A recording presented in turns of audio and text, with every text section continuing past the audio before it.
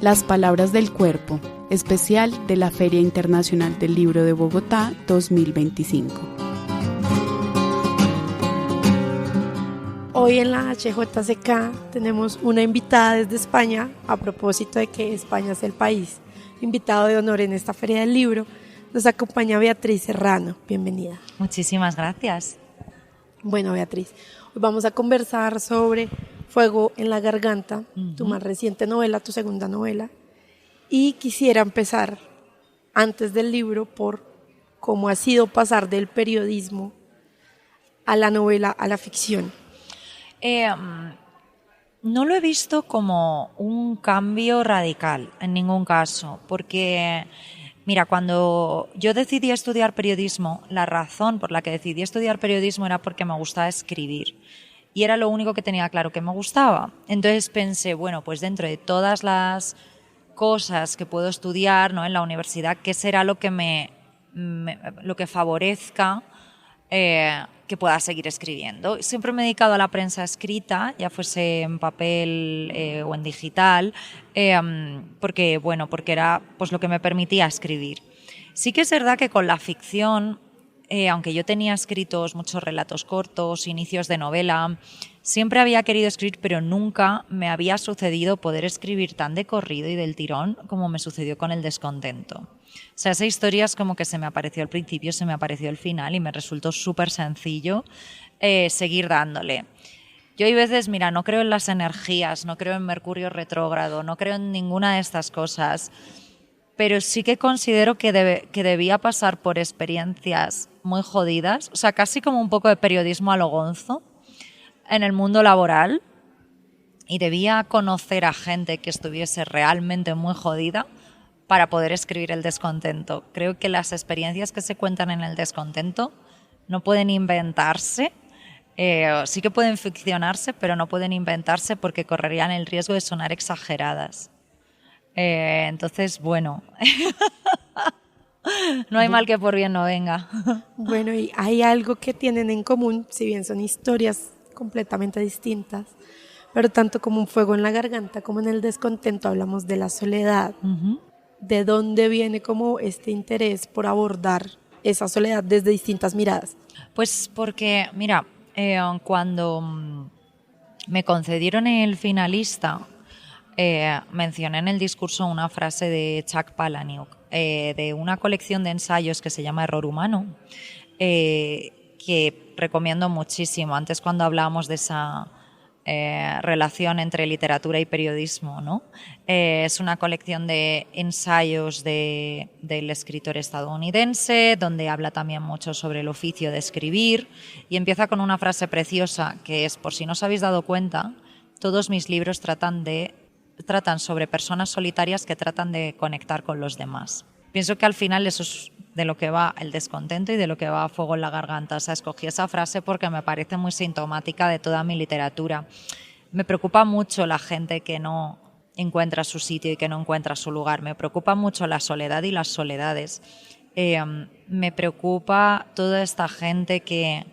Me interesa la gente que vive en completa soledad pero no se siente sola, y me interesa la gente que vive rodeada de gente y parece sentirse profundamente sola, ¿no? O sea, ¿qué hace la soledad un sentimiento, una emoción tan interesante que es completamente subjetiva, ¿no? Que puedes tener una gran familia y sentirte sola, puedes ser una bomber y vivir en mitad de la montaña y no necesitar a nadie más, ¿no? O sea... pero sí que me interesa cómo la soledad afecta a gente que sí que tiene una necesidad de vínculos y de afectos más profundos que los que dan unas conversaciones banales o unos encuentros casuales o encuentros como por obligación que podemos tener en determinados círculos sociales, yo que sé, por matrimonio o en círculos laborales. No sé, me interesa esa gente como que nunca parece encontrar su sitio. Y eso me parece muy interesante porque es como cómo habitamos la soledad, como desde distintas perspectivas sentimos la soledad y en distintas etapas de la vida. Sí, es muy curioso, ¿no? Mira, yo creo que, por ejemplo, cómo habitaba Marisa, la protagonista del descontento, la soledad, intentando acallarla, ¿no? Por todos los medios. Creo que esto es bastante... muestra muy bien lo que creo que hacemos, me incluyo, muchas personas. Marisa era adicta a los vídeos de YouTube y a tener siempre ese ruido de fondo, ¿no? De los vídeos de YouTube para callar la voz de sus propios pensamientos, para escuchar siempre a alguien hablando en casa. Yo, fíjate, pensaba, y nuestras abuelas con las pequeñas radios, mientras quitaban el polvo, que estaban solas, se iba todo el mundo, nadie las ayudaba, ¿no estarían haciendo un poco lo mismo que hacemos ahora nosotros, viendo YouTube o viendo TikTok o viendo, ¿no? Como una forma de no sentirnos solos, una manera de no pensar. Creo que eso es una forma de intentar alejar la soledad de nosotros. Pero creo que, claro, que es algo tan subjetivo. Hay gente que intenta paliar esta soledad apuntándose a cualquier plan, drogándose hasta perder el conocimiento. Creo que hay mucha gente que se droga de viernes a domingo para no pasar tiempo a solas en su casa. No sé, o sea, creo que, como hemos dicho antes, ¿no? Es algo tan subjetivo que cada persona intenta paliarla de como se le ocurre, ¿no? Ahora que estabas diciendo esto, pienso como en las distintas formas en las que habitamos la soledad, como decía ahorita, y también como o nos reímos de ella o la interpelamos. Y mientras decías esto pensaba en un meme que ha circulado mucho por estos días y es cómo hicieron los egipcios para construir las pirámides sin un parlante gigante de música, de lo que sea. Claro, sí, o sea, yo creo que hacemos eso, ¿no? O sea, todas estas monodosis, ¿no? de anestesia, ya sea ver la pantalla de Netflix, ya sea ver a un youtuber imbécil todo el día, ya sea hablando todo el rato, o sea, a mí me molesta, me gusta mucho estar, o sea, no soy tecnófoba, o sea, creo que la tecnología tiene muchísimos beneficios. Yo, de hecho, o sea, mis padres viven en ciudades distintas a las que vivo yo y si no fuese por la tecnología no hablaría tanto con ellos, no les podría tener tan presentes en mi vida, igual que tengo muchos amigos que no viven en la misma ciudad que vivo yo y lo mismo. Pero sí que creo que hay veces que es absurdo estar hablando constantemente con una persona que vive a 2 calles de ti y nunca quedar con esta persona, ¿no? Como que ya nos hemos convertido, ya le damos la misma validez a esa conversación infinita por véase WhatsApp que a tomarse un café un día, ¿no? Entonces, no sé, yo creo que utilizamos como muchos parches. Tratamos de cubrir, por ejemplo, un cara a cara, una conversación real, un café con esas conversaciones infinitas que al final no sabes de qué estás hablando, con pasar un meme como de me acuerdo de ti, ¿no? No sé, creo que es eso, intentamos parchear lo difícil, o sea, la dificultad que es intentar sobrevivir en este tardocapitalismo, ¿no? En el que... Y en esta moneda de cambio que se ha convertido el tiempo, sí. Como que un sinónimo de estatus ahorita puede ser no tengo agenda, no tengo tiempo. Claro, claro. Hay varios temas que están presentes en tus novelas.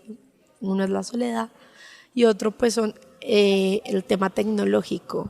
Como uno en la actualidad con Marisa, como mencionabas, como esta dependencia, esta costumbre de estar todo el tiempo. Y por el otro lado Blanca y la evolución de ella a la par de en los años 90 en España, en Valencia, cómo va, finales de los 80, principios de los 90, cómo va evolucionando ella y sus relaciones a la par del internet, cómo fue esa búsqueda y esa relación entre el personaje y el internet. Sí, es que, o sea, nuestra relación con la tecnología siempre me ha resultado muy interesante, pero luego es que me parece a veces asombroso cómo no puede formar más parte de la literatura contemporánea, sobre todo la escrita por gente joven, ¿no? O sea, gente joven, gente de 40 para abajo. O sea, me parece que no incluir internet o no incluir las nuevas formas de comunicación es dejar al lado como una nueva forma de diálogo, ¿no? Una nueva forma de conexión. El otro día leía un libro que cerré porque era, no recuerdo, creo que un escritor de mi generación que ponía que 2 personajes de ahora se habían conocido en un bar. Me pareció inverosímil. En plan, o sea, no lo has conocido en Tinder. O sea, de repente el libro parecía como de los años 60. O sea, entonces me parece que no meter esto es como no meter el teléfono, una llamada telefónica, o como no meter, no sé, determinados avances que ha habido en la historia, sobre todo cuando son unos avances que han cambiado nuestra forma de relacionarnos entre nosotros, ¿no? Claro, no mencionarlos es como añorar. No mencionarlos lo es como pasado, si de repente ignorarlos. dices, "Jo, es que no sé, o sea, no existe la gente alta en mis libros, ¿no? O sea, es como, bueno, vale, ¿no? Estás hablando de un partido de baloncesto y la gente mide 1,50 m. Bueno, si usted quiere negar la realidad de la gente alta, no sé, me parece como que es absurdo. Pero luego, por otro lado, eso me interesa mucho cómo nos afecta a nosotros. Pero es que me sucedió una cosa cuando terminé el descontento, que era, precisamente por esto que hemos estado hablando antes sobre Marisa, que miraba a mi alrededor y, pues igual que veía a muchos amigos con dependencia a los ansiolíticos, a los antidepresivos, que les veía como eso muy obsesionados con el tema de las pantallas y demás, como que una de las cosas es como me planteé, ¿cómo hemos llegado hasta aquí? O sea, ¿cómo hemos llegado a ser esta sociedad hiperconectada, pero completamente aislada? Discutiendo cada mañana con un gilipollas distinto por redes sociales, consiguiendo que un desconocido nos diga algo nos amargue todo el día, o stalkeando a nuestro ex para ver quién le ha dado like. O sea, ¿cómo hemos permitido convertirnos en estos seres adictos a la tecnología, obsesionados con ella y que además nos esté generando como nuevos problemas en nuestra vida real, ¿no? Entonces la pregunta era, ¿cómo hemos llegado hasta aquí? Y yo empecé a darle vueltas, a escribir un relato en los años 90, cuando la tecnología era la salvación. O sea, cuando para una niña, un niño de un pueblo pequeño, de un lugar o de una pequeña ciudad de provincias, en este caso, en un barrio obrero de una ciudad de provincias, en este caso, ¿cómo afecta esto a una persona? ¿Cómo Internet era un lugar donde podías encontrar respuestas y gente afín? ¿Cómo era algo así como un lugar inocente? A mí me parece que el crecimiento de Blanca durante todo el relato va en paralelo con el crecimiento de Internet. Empieza siendo algo muy inocente y se va convirtiendo en algo muchísimo más oscuro, ¿no? Pero también quería mostrar esa parte de cuáles eran, cómo los supuestos peligros de Internet luego no fueron tan peligrosos, porque lo que era verdaderamente peligroso no teníamos ni idea de qué iba a ser. Es decir, los peligros de Internet no era que un señor te fuese a quedar contigo cuando tú eras adolescente y te fuese a hacer algo malo, porque eso podía pasar en la vida real. O sea, yo tenía al lado de mi colegio un descampado donde había un señor que nos enseñaba el pito todos los días y nos teníamos que ir por otro lado. O sea, ese tipo de hombres repugnantes, esos pederastas obsesionados con las niñas, no estaban solo en Internet, estaban también en el mundo real, estaban en el descampado de al lado de mi colegio. Pero sí que hay una parte que creo que sí que había determinados peligros, como era la cultura de adoración que se puede crear en torno a una persona de carne y hueso, una adoración cuasi religiosa como la que vemos ahora con los influencers, ¿no? A los que les pueden pedir así como que les salven la vida, ¿no? Que los tienen como si fuesen un Jesucristo personal. Podríamos ver cómo la gente se podía obsesionar con determinadas personas, cómo hay personas que pueden sacarle una rentabilidad oscura. Todas esas cosas me interesaban mucho como, claro, pero como algo muy prehistórico, ¿no? De todo lo que podía venir después. Como la génesis Sí. de lo que estaba pasando. Sí. Y algo que me parece muy curioso es que, claro, hay cosas que hacen parte de nuestra realidad, como una estafa virtual, una estafa masiva, cosas así, pero que para el contexto de la novela era un imposible, o cómo se podía configurar eso. Pero otro imposible que se pensaba de pronto en esos años es cómo configurar relaciones, vínculos afectivos a través de Internet. Y pasa con esta familia elegida, con las amigas de Blanca, cómo fue construir esa historia entre ellas. Sí, bueno, yo creo que esa es de la parte más bonita, ¿no? Yo creo que, igual que antes te he dicho que hay un paralelismo entre Blanca y la evolución de Internet, hay uno entre Blanca y su propia madre, porque ambas son mujeres que en el lugar en el que están y con la gente en la que tienen alrededor no encajan.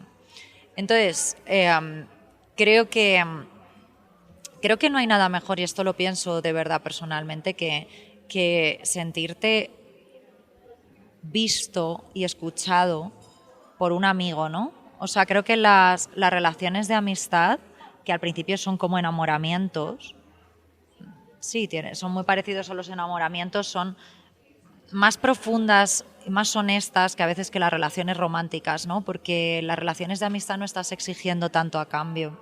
Entonces quería tratar la amistad femenina, adolescente y cómo esa amistad puede perdurar en el tiempo. Porque sucede algo, yo creo, con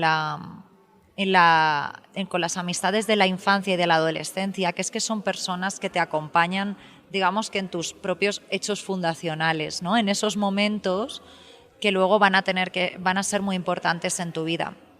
Hace poco tuve una experiencia terrible, que fue que tuve que volver al lugar donde crecí a enterrar a un amigo de mi infancia. Y lo pasé muy mal y sentí que estaba enterrando una parte de mi infancia que no iba a volver, ¿no? Fue una cosa muy dura y me di cuenta, ahora que estamos hablando de esto, que era como esta persona ha estado presente en momentos de mi vida que a lo largo de mi vida otras personas que han sido muy importantes les he tenido que explicar, pero esta persona estaba ahí, ¿no? Esto es un poco lo que sucede o lo que quería contar con esto, ¿no? Esas amistades, ese grupo de gente que están. Tú imagínate contar dentro de unos años. Tú sabes que yo tenía una amiga con la que casi montó una secta, ¿no? Nadie entendería qué sucedió. O Blanca diciendo, tú sabes que yo cuando era joven nadie lo entendería más que las personas que estuvieron ahí. Por eso esas amistades en las que no tienes que explicarte, ni tienes que explicar nada de tu infancia son tan bonitas y tan interesantes. Y que incluso pese a que no perduren en el tiempo, van a tener ese lugar ahí especial. Sí, porque no se borra, ¿no? O sea, siempre están ahí, da igual que tú siempre te vas a acordar. Fíjate cuánta gente pasa por tu vida y gente que es muy circunstancial. Oye, tuviste determinado trabajo y estuviste 2 años trabajando y conociste a una persona con la que te llevas muy bien. Te va a dar alegría verla, pero con esa persona de tu infancia es como que tienes otro tipo de conexión, ¿no? Es como más profunda, es más... Pero yo creo que tiene que ver con eso, con la idea del engaño. O sea, todos hemos crecido entre tratando de huir de nuestra infancia y tratando de reconciliarnos con ella al mismo tiempo, ¿no? O sea, y habrá momentos en los que hemos mentido sobre nuestros orígenes o hemos cambiado un poco la historia de quiénes somos, y habrá momentos que hayamos sido brutalmente honestos cuando hemos conseguido perdonar determinadas cosas de nuestra infancia, ¿no? O hemos conseguido quitarnos la vergüenza que nos ha podido dar algo en algún momento. Entonces, claro, cuando ves a esas personas es que no hay lugar a engaño, ellos saben, ¿no? Tienen esa versión. Lo modificaron. Claro. Y hablando de este perdón, viene la relación de Blanca con la mamá y de Blanca con Jorge, con su papá, que, sin hacer mucho spoiler para nuestros oyentes, la mamá de Blanca desaparece. Sí. Y a partir de ahí empezamos a leer, a seguir un relato de estas soledades, desde la mirada como las soledades en el silencio y la soledad en la ausencia. ¿Cómo fue esa relación de Blanca con sus padres? Me interesaba mucho en la parte que has mencionado de la ausencia.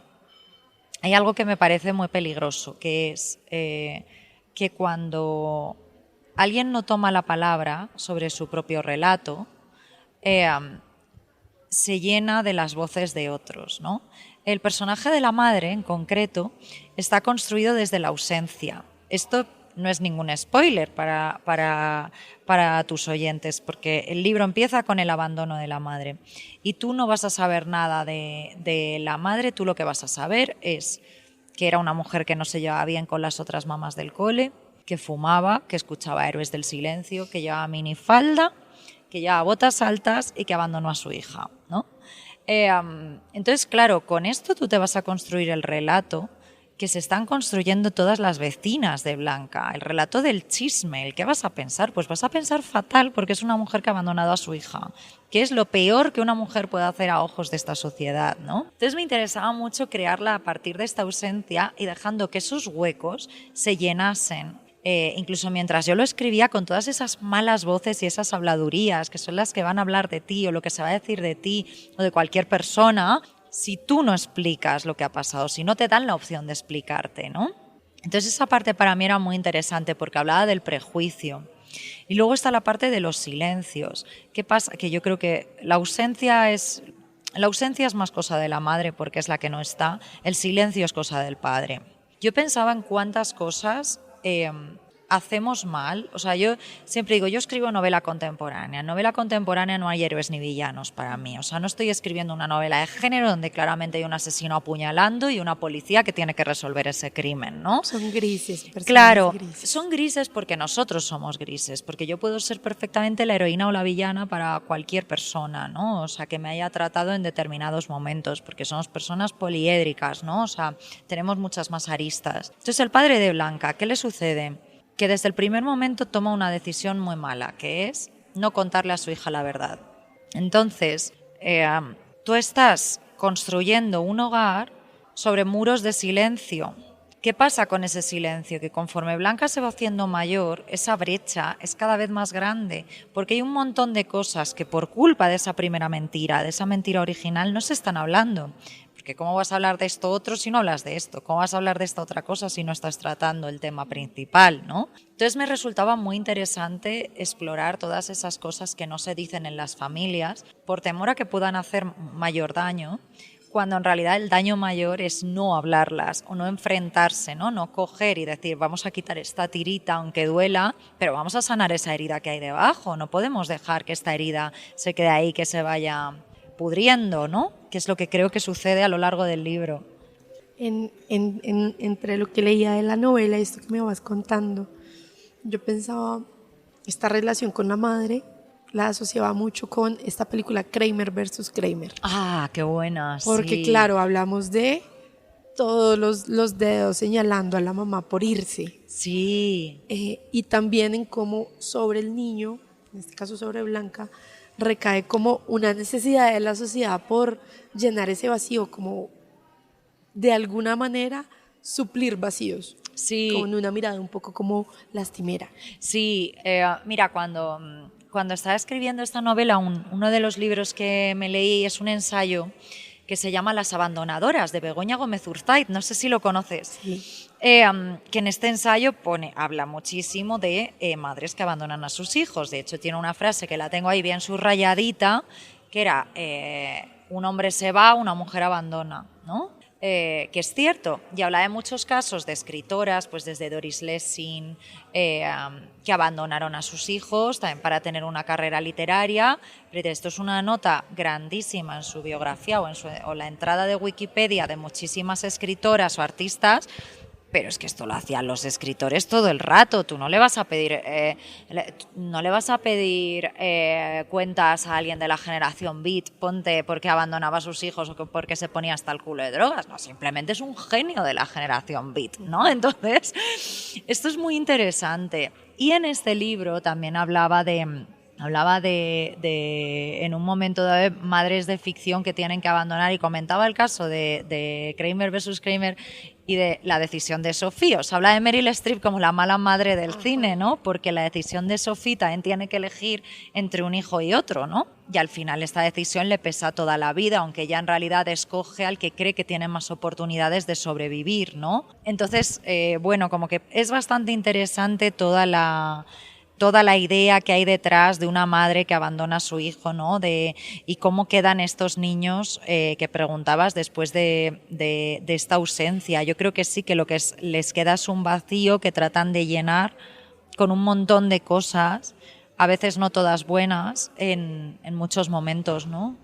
Y para ir cerrando, quisiera ahondar en el tema de los milagros, los poderes, sí, que hacen parte de esta novela, y preguntarte, Beatriz, ¿por qué fuego en la garganta? ¿Cómo llegamos a fuego en la garganta y no un nudo en la garganta que generan esas ausencias? Pues cuando estaba escribiendo la historia, tampoco era... digamos que al principio tenía la idea de escribir sobre una niña que hacía milagros, pero me di cuenta que después estaba hablando de otra cosa. Entonces el componente milagroso empezó a perder fuerza, porque me di cuenta de que lo que estaba hablando era de cómo una persona gestiona sus propias emociones y cómo cuando estas emociones escapan de nuestro control suceden cosas malas alrededor.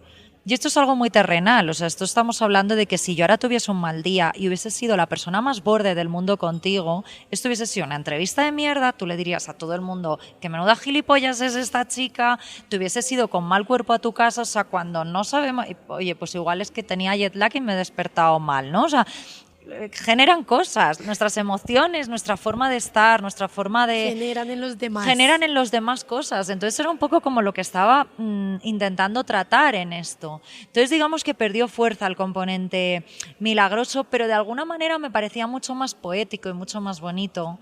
A ver, estamos en Colombia, esto aquí se hace muy bien, pero me parecía mucho más poético, más bonito y más luminoso contarlo de esta forma, aunque hubiese perdido fuerza la idea original de una niña que hace milagros y ya está, ¿no? Al final estaba intentando hablar de una niña que trata de sanarse por todos los traumas que ha tenido en su vida, ¿no? Y lo hace como puede.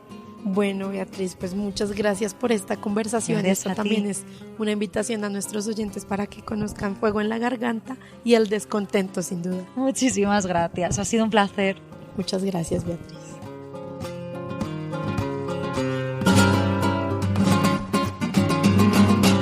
Este espacio hace parte de Las Palabras del Cuerpo, especial de la Feria Internacional del Libro de Bogotá 2025, en la HJCK, El Arte de Escuchar.